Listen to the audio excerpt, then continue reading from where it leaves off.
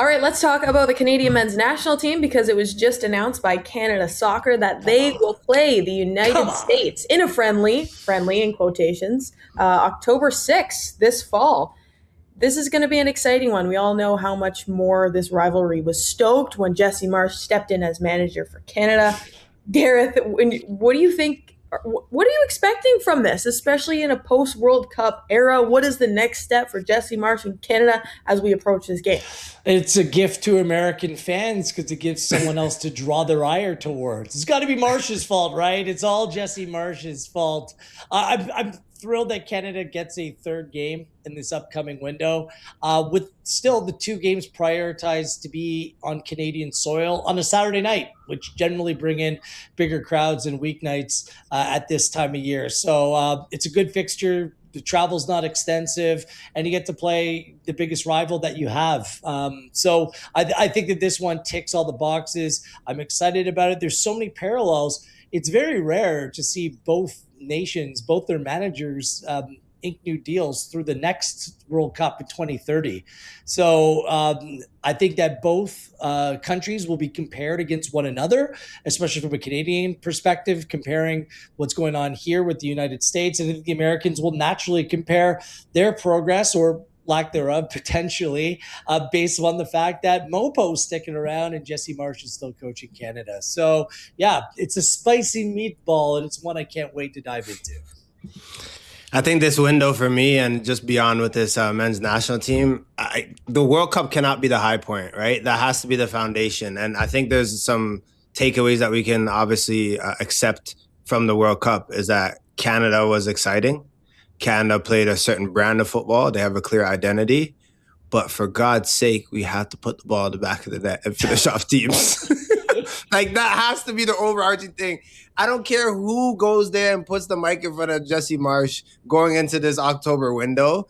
The focus has to be on the conversion. How can we score goals? Because I'm thinking back to certain matches, Tanya Oluwaseyi against the Swiss, the turn, and all these moments, right, where I love the heart and energy Canada bring, and I love that Jesse Marsh loves this country and loves these players, and there's a clear identity. But for God's sake, I need to see that ball caress the mesh this October window. Even if players are injured, even if there are new players, I hope there are new players that are emerging and playing and starting and getting an opportunity. But for God's sake, the 20 minutes that you spent on finishing, double it. Make it 40. Make it 40. Whatever it is, because that's obviously the area that needs to improve for me in the next year, 2 years, 4 years, is about that finishing. That's what we need. Jordan, based on what you saw in the World Cup, obviously both teams having a round of 16 exit, who do you feel better about right now? I'm biased. Obviously, you're going to look at the U.S. and the run that they made, but they capitulated against Belgium, right? It was horrible. Horrible performance. They look lifeless. I get it. It's a good team, a team that did really well, or grew into the tournament, is probably fair to say about Belgium. And then you look at Canada against Morocco, it always felt like little brother, like David against Goliath to some degree. It really did, right? To like land a glove or to really go the distance against them felt really far-fetched. But I wouldn't say Canada capitulated. I would say we lost to a better team. I think in a weird way, our vibes are a little bit better. We have a clear identity than the U.S., even though I know for a good part of the tournament, all the Americans were getting behind their team. Because for 3 games, they were cooking and coasting and looked really, really good until they didn't. So I kind of like Canada going into this match. What I hope doesn't happen, though, Mac and Wheels, that this is not the Jesse Marsh tugging on him. I'm American, I'm Canadian, I'd rather coach it. Like, miss me with all that. Let's just focus on the football. Let's take care of the players that are playing. Canada's playing the U.S. Let's have a fun rivalry. But this is not Jesse Marsh time. I don't want to hear these questions. And if we have them even in our studio, I'm going to hear them. No, I hate it. You're going to hear them. I know, but I hate it. I hate it, Wheels. You're going to hear it. So, would you rather coach? Look, like, all this nonsense. I'm really conflicted by this question because I get all the things, the positives that Jordan said about Canada at the World Cup. I really didn't learn much about this team. And now we're back to playing friendlies. They won the games. They won the games that they were supposed to.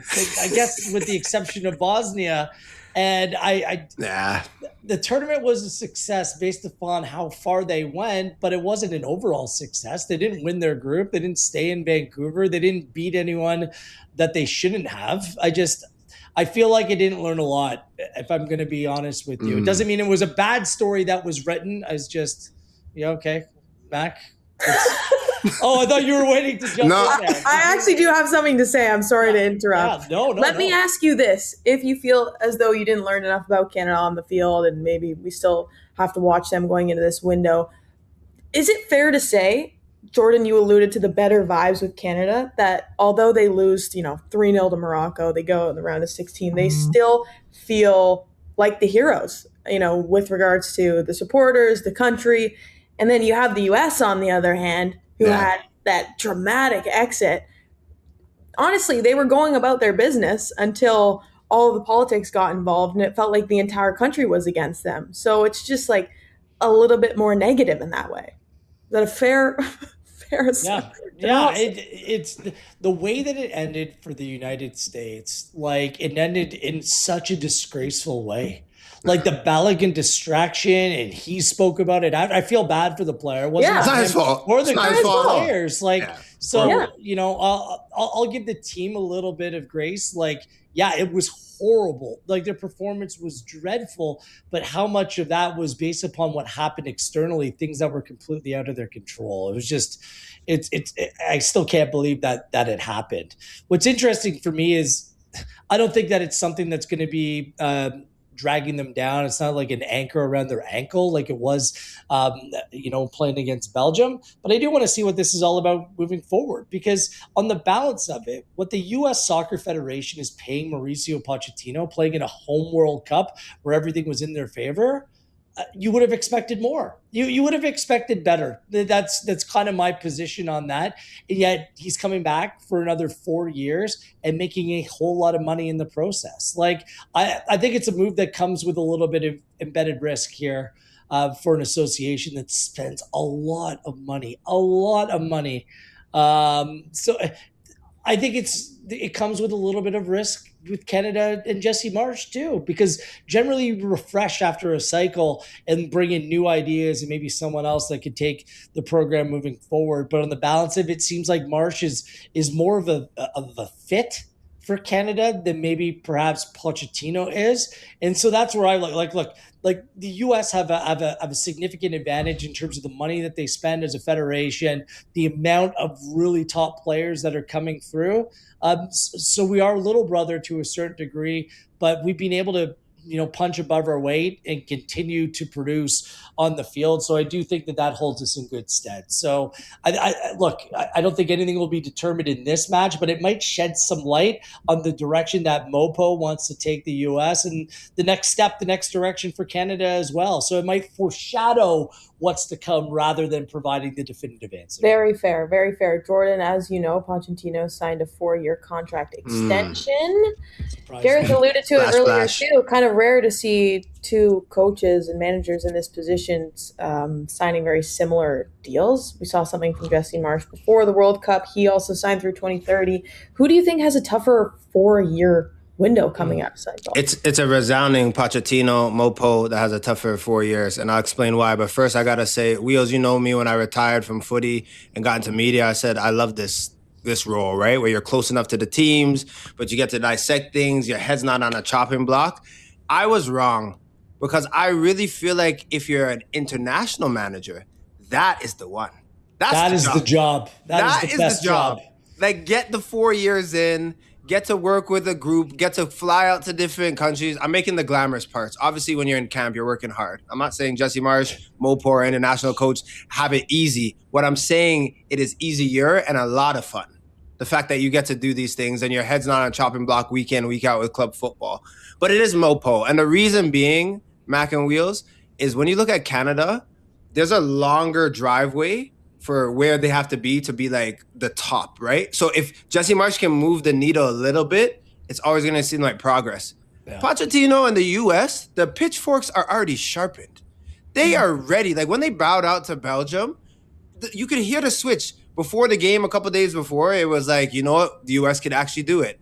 Before the game was over, Mopo out. This US team is a disgrace. Like everyone, their own people, all were on them, right? That doesn't happen here in Canada. We're like, let's see improvements. Let's see this team get better. Like me just questioning about goals is like, that's something that people say, but we whisper it. Like no one's really yelling it from the rooftops that like this needs to happen. Marsh needs to get the best out of the team. We're kind of like, we want to see them score. Or we want to see new faces. The harder job and the person that is under more pressure is Mopo by a mile. Like Jesse Marsh's, his job is, obviously he's doing great, but it's one of those things where it's very comfortable considering what is going on in the U.S. I love how in this country, some people think that the criticism is over the top. Like, it's nothing. Like, we are like child's play in comparison to other countries. Like, the U.S., what I love about their spirit is they go from pom-poms to pitchforks just like that. Yeah. But that's part of fandom. We joked around. Well, we didn't joke around. We criticized Canada Soccer about like what exactly are the KPIs when it comes to Jesse Marsh, like what indicates success. Clearly reaching the round of 16 was the key one for Canada at this World Cup. You want to see other indicators on the field that will show that the progress is being had. But like, what are the KPIs for the US? They expect to be like a top 4 nation in the world, and they're just nowhere near that at this time. And I'm not sure what they saw from this US team or Pochettino this World Cup that would indicate that anything's changed. Yes, they were shot out of a cannon at the start of the World Cup. Like, they played Paraguay off the field in that first game. They were outstanding, but you need to evaluate a tournament by all the games, which come in quick succession and get more important as they went on. And it's hard to make the case that the U.S. got better. Again, with everything in their favor, playing on home soil, preferable stadiums, preferable fans, preparation, everything was laid out before them.